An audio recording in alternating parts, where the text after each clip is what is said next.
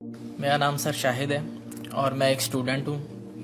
Computer کا بھی اور اکاؤنٹس کا بھی۔ میں حال ہی میں یوں سمجھیے کہ قرآن پاک کی طرف رجوع کیا میں نے اور اس کو سمجھنے کی کوشش کر رہا ہوں، لیکن ایک عجیب سی بات یہ آ رہی ہے کہ اتنا زیادہ میٹر موجود ہے قرآن پاک کو سمجھنے کے لیے بھی کہ اس کے کوئی بنیادی اصول سمجھ میں نہیں آ رہے ہیں کہ انڈرسٹینڈنگ اس کو کیسے کرنی چاہیے، سٹیپ وائز کس طرح اس کو سمجھنا چاہیے، آیا کہ ناظرہ اس کو کرنا چاہیے، احادیث سے اس کو سمجھنا چاہیے یا کیسے؟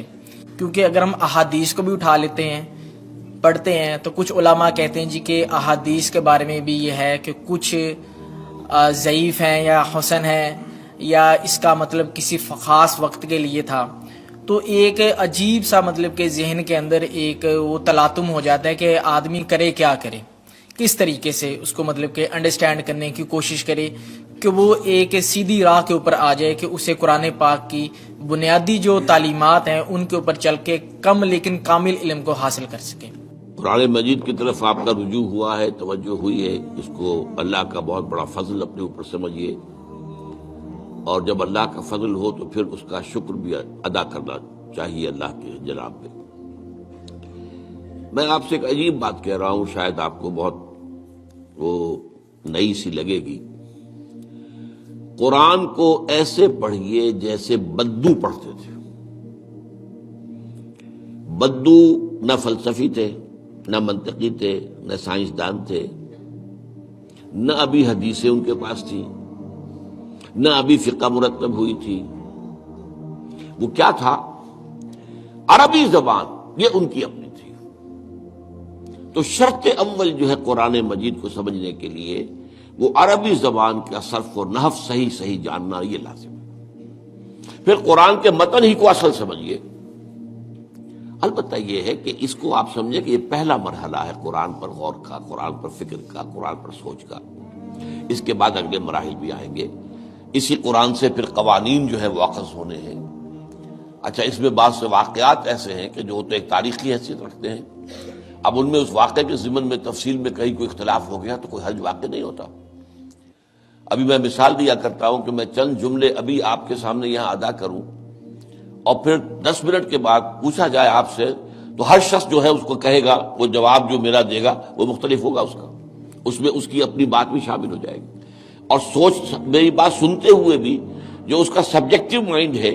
وہ اس کے اندر اس وقت حاضر ہوگا، وہ اس سے اس کوئی نہ کوئی نتیجہ از خود اپنی اس سبجیکٹو مائنڈ کے حوالے سے حاصل کرے گا، وہ بیان کرے گا۔ تو ان چیزوں میں احادیث میں اگر کوئی اختلاف بھی ہو جائے تو اس میں پریشان ہونے کی ضرورت نہیں ہے۔ ابھی ہمارے ہاں یہ جمعے کے اجتماعات میں حدیث جبرائیل جو ام السنہ کہلاتی ہے، جیسے سورہ فاتحہ ام القرآن ہے، ایسے حدیث جبرائیل ام السنہ ہے، سنت کی جڑ اور ماں۔ اب اس کی جو روایات آئی ہیں اس میں مختلف اختلاف ہے، الفاظ کا اختلاف ہے، ایسنس ایک ہے، مفہوم ایک ہے، الفاظ میں بڑا فرق ہے، تفاصیل کا فرق ہے۔ تو اس حوالے سے اس میں گھبرانے کی ضرورت نہیں ہے۔ پھر یہ کہ فقہی معاملات کے اندر اختلافات ہو گئے، وہ بھی نیچرل ہے۔ آپ کو معلوم ہے کہ ایک ہی مقدمہ ہوتا ہے، 8 جج بیٹھے ہوئے ہیں ایک بینچ پر، 5 کا فیصلہ ایک ہے، 3 کا ایک ہے، اور بھی تقسیم ہو سکتی ہے۔ قانون وہی ہے، اور یہ میں بات کر رہا ہوں سپریم کورٹ کی یا ہائی کورٹ کی، وہاں پہ تو ظاہر بات ہے وہ نئے بیانات نہیں لیے جاتے، وہ جو بھی فائل ہے وہ تو بہت پہلے سے تیار ہو چکی ہے، اس کے اوپر بحث ہوتی ہے، صرف اسی سے اخذ کیا جاتا ہے، مطلب ان کا وہی رہتا ہے، اس کے اندر تبدیلی نہیں ہو سکتی، اس موقع پر کوئی نئی گواہی نہیں آتی۔ تو اس اعتبار سے ان چیزوں پہ گھبرانے کی ضرورت نہیں ہے۔ البتہ آپ آغاز جس طریقے سے کریں وہ میں نے آپ کو بتا دیا ہے، اس میں یہ کہ آپ اصل میں ان تمام جو چیزیں ہیں اضافی، ان سے ذرا صرف نظر کرتے ہوئے عارضی طور پر پہلے قرآن کو ایسے پڑھیے جیسے بدو پڑھتا تھا۔ اور وہی بات تھی کہ بدو پھر جس طریقے سے موٹیویٹ ہوا ہے، بدو سے مراد میں صحابہ کو عام طور پر لفظ دے رہا ہوں، یہ ان کی اس کے لیے وہ نہ سمجھیے کوئی توہین کی بات ہے، مطلب یہ کہ میں اس معنی میں کہہ رہا ہوں کہ وہ لوگ فلسفی نہیں تھے، کوئی پڑھے لکھے لوگ نہیں تھے، بلکہ امت کا نام ہی ہے یہ جو ہے امیین، ان پڑھ لوگ، ان پڑھ، ان لیٹرڈ ون،